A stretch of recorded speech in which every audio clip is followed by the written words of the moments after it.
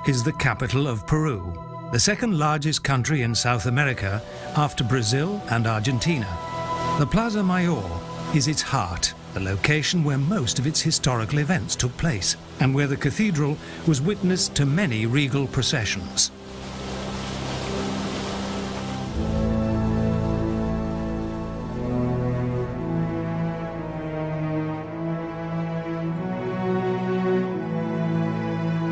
In 1564, Francisco Pizarro laid the foundation stone for construction of his cathedral, which soon proved to be too small, and it was planned to extend it.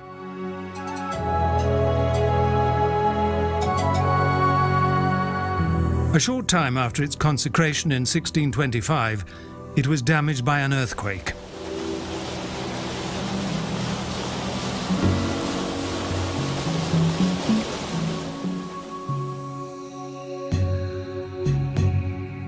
Consequently, its complete reconstruction was necessary. This time, it included richly carved wooden porches and highly decorated facades.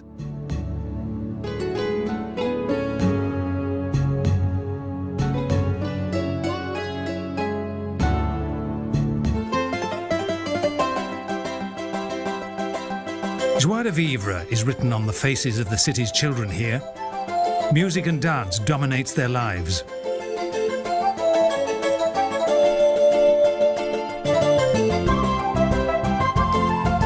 It's difficult to believe that once the heads of rebels were displayed here, along with the cruel fires of the Spanish Inquisition.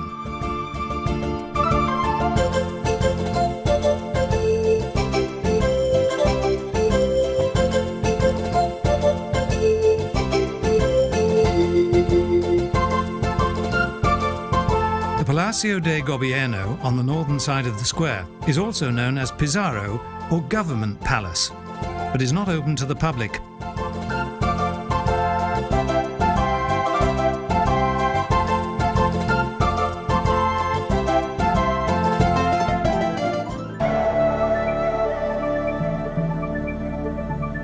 This neoclassic building was completed in 1938 and stands on the foundation of the former Pizarro Palace.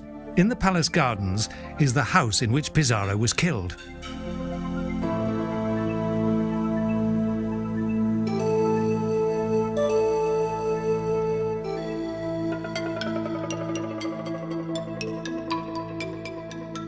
Each day in front of the entrance, the ceremony of the changing of the guard is held.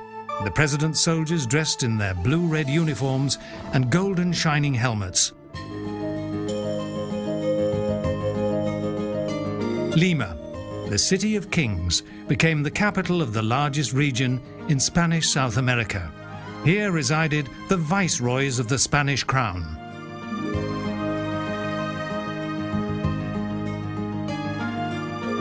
During colonial times, this city was the finest, largest, most populated and most cultivated city on the continent.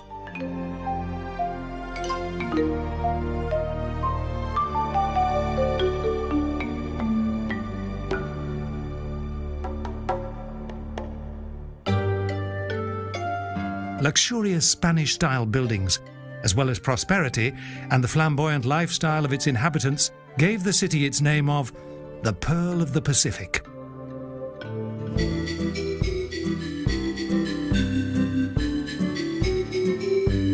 Despite earthquakes and modernization, several traces of colonial and early Republican splendor have been well maintained.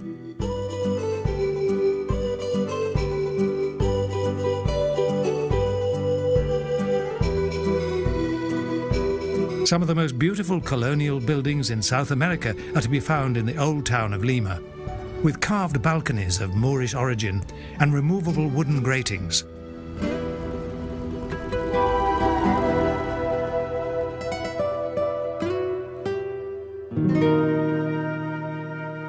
At the beginning of the 17th century, the original Lima Quadrada, as the old town is known today, had a population of 20,000.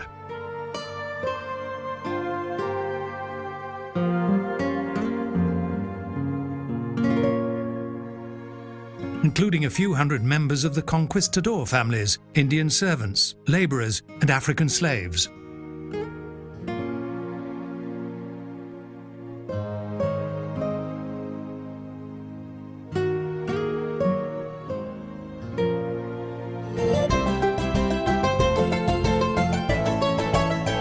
development of the city increased rapidly. In 1680, a 7-metre high city wall was constructed from oven-fired clay bricks. It contained numerous bastions and 7 gates. It was to keep out the much-feared British pirates.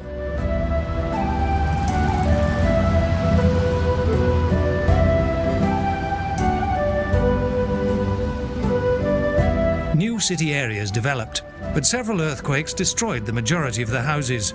Further vice kingdoms were established, and so ended Lima's most flourishing years.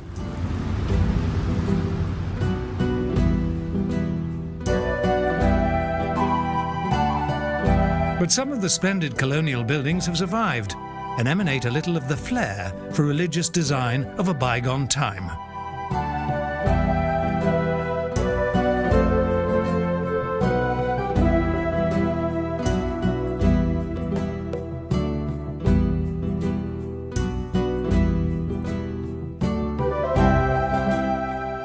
On the 18th of January 1535, the foundation of the new capital of an old country was celebrated by the Spanish viceroy.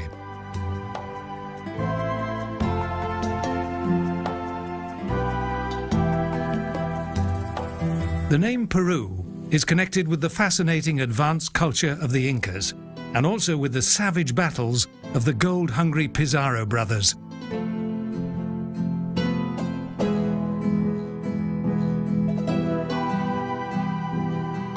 One of the city's most famous churches is the Iglesia de San Francisco.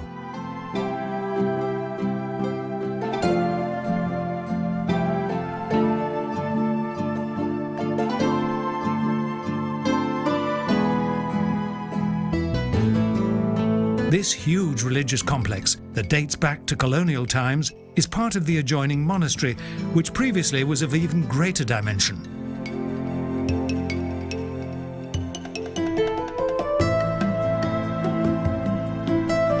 In 1546, Franciscan monks founded this monastery that has been designated by UNESCO as a World Heritage Building and is well maintained in every detail.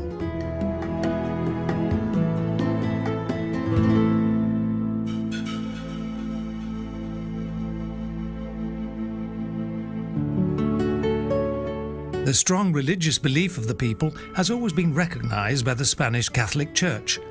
The Dominicans and Franciscans spread Catholicism here.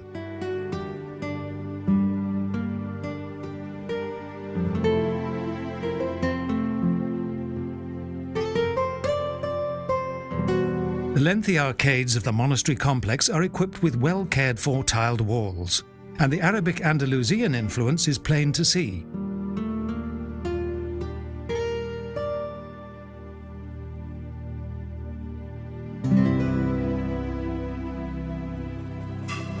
Here, there are also fragments of ancient wall paintings that feature biblical scenes.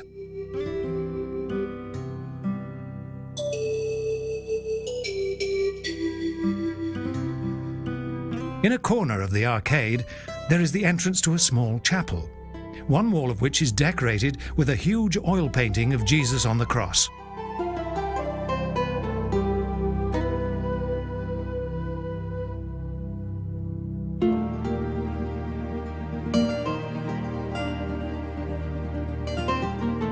The neighbouring yard, with its typical monastery layout, is encircled by 2-storey-high arcades that open up to a garden that contains white Moorish arches.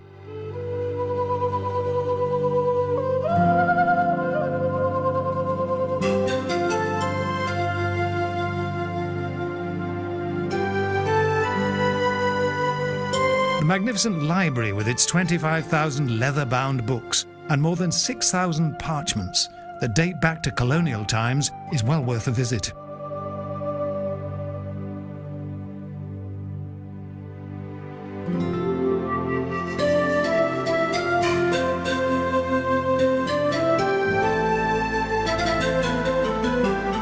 Several years in construction, the 3-aisled basilica, of which the side aisles each contain a dome-shaped roof, was completed in 1672.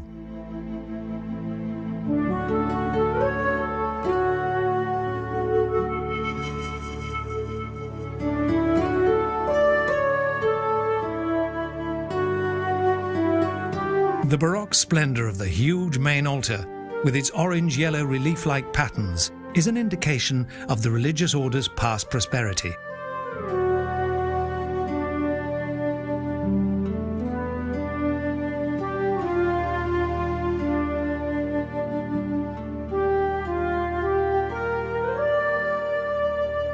Although a severe earthquake in 1970 caused some damage, the basilica remained intact.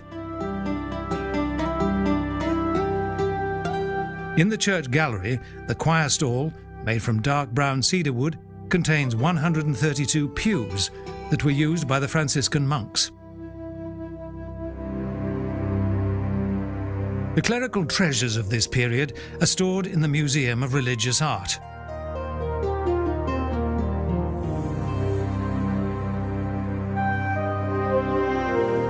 A macabre site is located beneath the church, Lima's first cemetery, catacombs that contain the bones of the dead.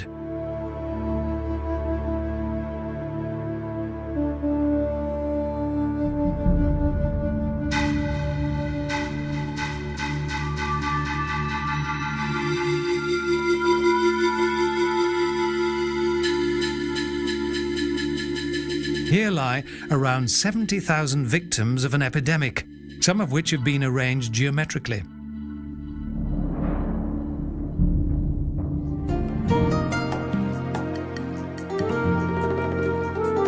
The front of the basilica, including both its towers, is probably the city's most beautiful colonial church facade, a masterpiece by the Portuguese architect Constantino Vasconcelos.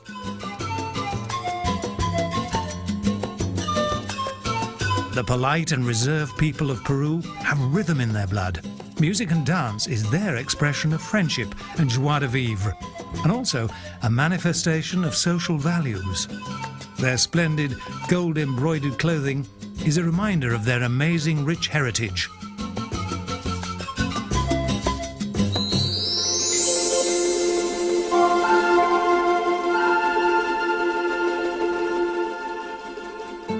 Huaraz is the 3,050-metre-high capital of the Departamento Ancas in the White Mountain Range, the Cordillera Blanca. Here, few buildings remain from colonial times.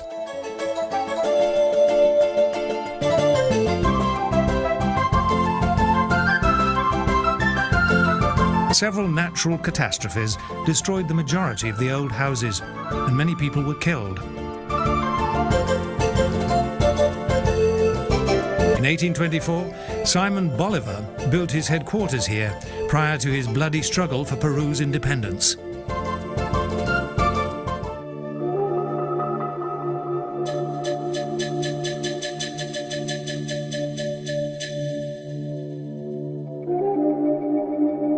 The cemetery with its walled tombs that house the dead and